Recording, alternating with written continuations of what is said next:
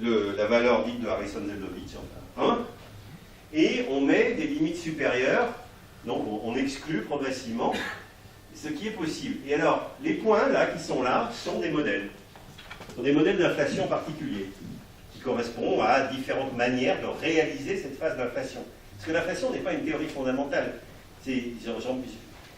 L'inflation est une théorie effective. J'en profite pour vous donner encore un autre petite chose en passant. C'est-à-dire que, a priori, l'inflation, c'est une phase d'expansion enfin, très rapide, etc. Mais pour décrire ça, on peut décrire ça par quelques propriétés assez générales, ce qu'on appelle une théorie effective. On n'a pas besoin de spécifier dans tout le détail que c'est tel champ, telle particule qui est couplée à telle chose, etc. Donc, alors c'est une bonne chose, parce que justement le détail de la physique très au-delà du modèle standard, on ne l'a pas. En même temps, ça laisse ouvert des tas de possibilités de manière de réaliser l'inflation, réaliser en termes de modèles, de recettes détaillées. Et donc, ben voilà, vous en avez un certain nombre. Et ben voilà un modèle. Ce modèle-là, ben, il colle avec les données Planck. Hein, vous voyez, ses prédictions sont par là, c'est dans la zone, disons, dans le lagon, c'est bon. Celui-là, il est vraiment complètement exclu. No way. Terminé. Celui-là, il est aux poubelles de l'histoire, entre guillemets. Et puis, il y en a, comme celui-là, qui va être très difficile.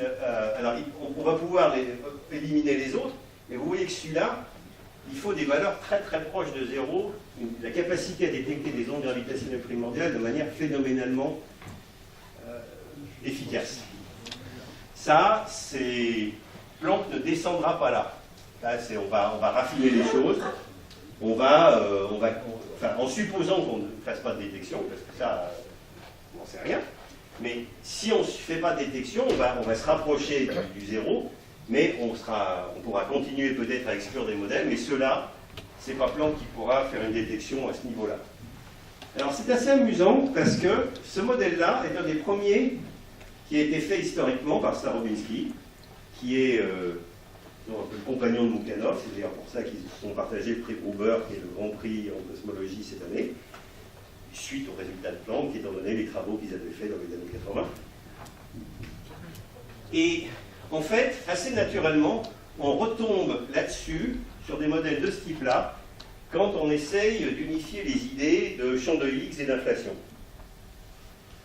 Puisque dans les deux cas, ce sont des bosons scalaires, etc. Bon. Alors, il y a pas mal de gens que ça excite, on va dire. Puisque, ça peut-être que, c'est qu'une possibilité, je le signale en passant, mais peut-être que dans cette convergence entre macroscopique et microscopique, entre LHC et Planck, finalement, il y a peut-être même une connexion plus profonde, on ne peut pas décider aujourd'hui, mais en tout cas qui mérite d'être explorée. Sur la base de ça, on peut, sur la base de ces limites supérieures, on sait que l'échelle d'énergie de l'inflation, si c'est bien la bonne description effective, à ce moment-là, doit être plus petite que, voilà, c'est écrit là, 2 10 puissance 16 GeV. Et ça, c'est 2 10 puissance 16 GeV, ça veut dire, ça s'est passé après t égale 10 moins 36 secondes. D'où, c'est tout ce que je vous ai dit plusieurs fois, c'est très tôt, voilà. En fait, ça vient de ce diagramme. C'est-à-dire que c'est de là qu'on sait que ça n'a pas pu avoir lieu plus tôt, parce qu'on l'aurait vu. Je saute. Je vais quand même vous dire une petite chose parce qu'elle est trop belle. Si vous voulez. Après. Oui. Je ne vais pas me coucher, donc. Non. Alors, je vous ai parlé. Vous vous rappelez, je vous ai raconté, on est là tranquillement avec notre Planck autour de la Terre, etc. On observe dans la direction opposée, le fond du cosmos, etc. Et on observe des photons un plan de photons, littéralement, qui ont interagi avec la matière il y a 13,8 milliards d'années. Et ce que je vous ai raconté, c'est qu'autour de nous, on voit les grandes structures. Et puis que je vous ai aussi dit que quand on remontait le temps, on voit les structures de moins en moins marquées, évidemment, sous la forme de l'évolution. Donc on peut se poser la question, qu'est-ce qui se passe à nos braves photons à partir du moment où, je vous ai dit, ils ont arrêté d'interagir directement avec la matière. Donc ils se propagent, mais ils se propagent à travers, quand ils passent sur leur parcours jusqu'à nous, à travers l'univers, ils se déplacent à travers les structures, au cours de leurs 13,8 milliards d'années, qui sont en train de se développer, d'avoir un contraste de plus en plus grand. Alors, ils n'interagissent pas directement, mais ces structures-là sont massives. Si elles sont massives, elles vont pouvoir tordre l'espace-temps, et en particulier impliquer une distorsion dite gravitationnelle de l'image, c'est-à-dire que on est en train de regarder le fond cosmologique comme un peu à travers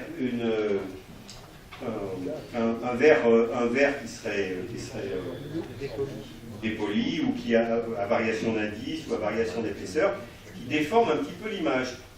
Et évidemment, cette déformation donc, est due à cet effet de l'anti-âge gravitationnel par les structures intervenantes.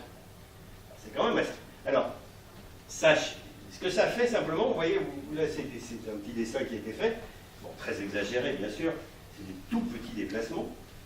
En fait, les rayons lumineux, au lieu d'aller en ligne droite, entre guillemets, ils peuvent être légèrement déformés, donc dans leur parcours, jusqu'à nous. Donc, ce qui déforme l'image. Alors, et nous, voilà. Nous, qu'est-ce qu'on voit?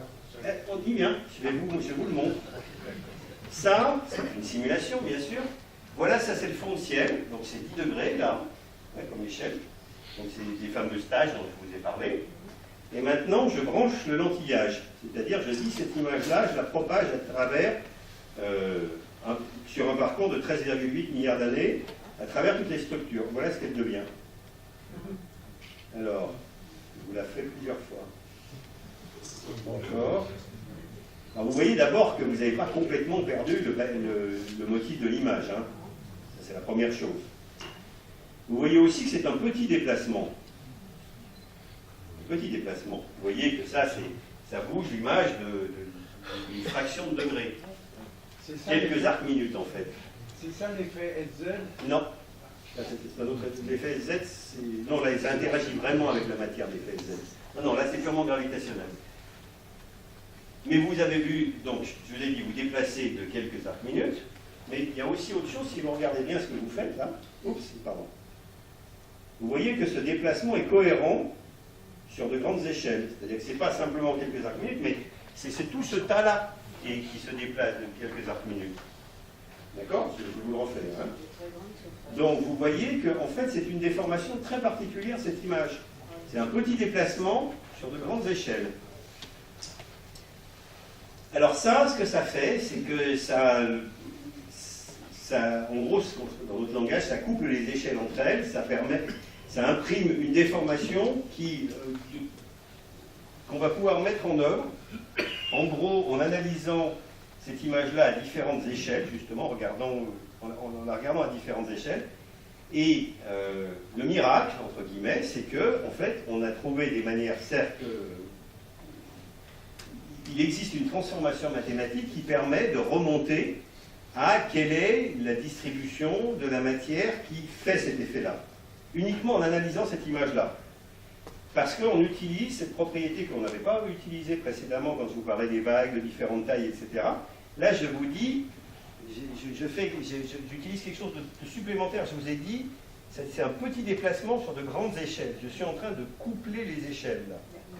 D'accord? Donc je cherche une information que je n'avais pas utilisée jusqu'à maintenant, et j'utilise le fait que je sais exactement, étant donné que je comprends de la gravité, du modèle, etc., je sais exactement quelle est cette signature.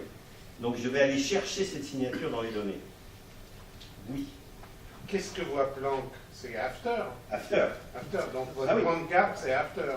Ah oui, la grande carte, ce qu'on observe, c'est pas ça, c'est ça qu'elle peut déformer. Elle est donc faussée. Faussée, oui, enfin disons qu'elle contient cette information.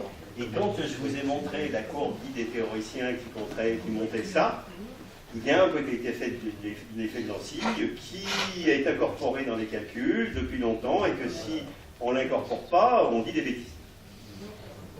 Premier point, oui, je ne suis pas rentré dans le détail de tous les types de physique qui font qu'au bout, quand on analyse l'image en termes de vagues de différents contrastes en fonction de l'échelle, il y a un certain nombre de choses qui sont aussi des petits effets dus à la propagation entre t égale 380 000 ans et aujourd'hui.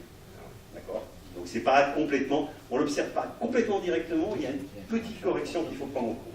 Ça c'est un, mais deux, on peut aller au-delà et utiliser des propriétés de l'image pour reconstituer à la fois à quoi ressemble cette image-là non perturbée. Bon, ben ça c'est pas ça qui est intéressant. Ça on savait déjà analyser. Mais ça nous dit surtout, c'est quoi les propriétés statistiques de ce qui est là? Et ce qui joue là, ce qui a un impact, c'est tout ce qui pèse, y compris de la matière éventuellement noire qui n'interagit pas avec la lumière. Eh bien, allons-y. Faisons-le. Bon, ça c'est la partie mathématique. Eh bien, voilà. Ça, c'est la distribution de la masse projetée dans tout l'univers entre nous et t égale 380 000 ans. Là, donc, ce que vous pouvez voir, c'est que là, sur le chemin, là, entre le t